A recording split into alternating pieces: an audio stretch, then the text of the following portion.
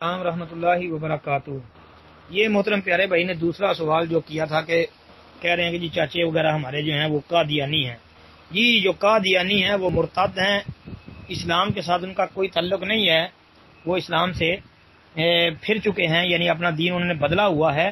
تو ایسے لوگوں کے ساتھ کسی قسم کا کوئی تعلق نہیں رکھنا چاہیے، نہ ان کی دعوتوں کو قبول کرنا چاہیے، نہ ان کی شادی بیاہ کسی موقع پر بھی نہیں جانا چاہیے، ان کے ساتھ مکمل طور پہ بائیکاٹ کرنا چاہیے، کیونکہ وہ مرتد ہیں، جی اسلام سے وہ نکلے ہوئے ہیں۔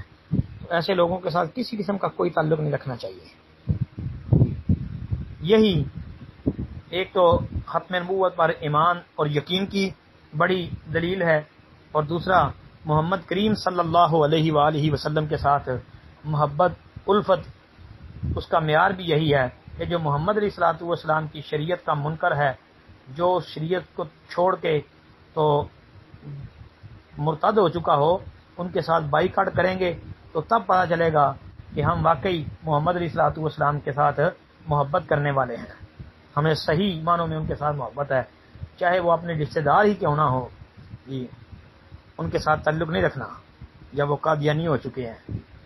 اور اللہ کے رسول علیہ الصلوۃ والسلام کے ساتھ محبت کا معیار بھی یہی ہے کہ دنیا کی ہر چیز سے زیادہ محمد کریم صلی اللہ علیہ وسلم سے محبت کی جائے، جیسا کہ ایک حدیث جو تفصیلی مسند امام احمد کے اندر اور صحیح بخاری وغیرہ کے اندر آتی ہے کہ اللہ کے رسول علیہ الصلوۃ والسلام حضرت عمر بن خطاب رضی اللہ تعالیٰ عنہ ساتھ تھے، ہاتھوں میں ہاتھ تھا، تو جا رہے تو اللہ کے نبی علیہ الصلوۃ والسلام نے عمر سے پوچھا تھا رضی اللہ تعالیٰ عنہ سے کہ عمر میرے سے کتنا پیار ہے؟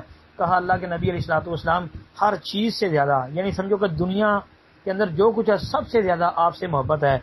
کہا اپنی جان سے؟ کہا نہیں، اپنی جان سے زیادہ نہیں۔ تو اللہ کے نبی علیہ الصلوۃ والسلام نے کہا تھا کہ عمر جب تک اپنی جان سے زیادہ مجھے محبوب نہیں رکھو گے تو صحیح محمد نہیں ہو سکتے۔ حضرت عمر نے اسی وقت یہ بات کہی کہ اللہ کے نبی آج سے اپنی جان سے بھی زیادہ آپ مجھے محبوب ہیں۔ تو آپ علیہ الصلوۃ والسلام نے فرمایا الآن عمر، کہ عمر اب تو آیا ہے صحیح، یعنی مطلب کہ اب تو صحیح ایمان کے اندر داخل ہوا ہے۔ السلام علیکم ورحمۃ اللہ وبرکاتہ۔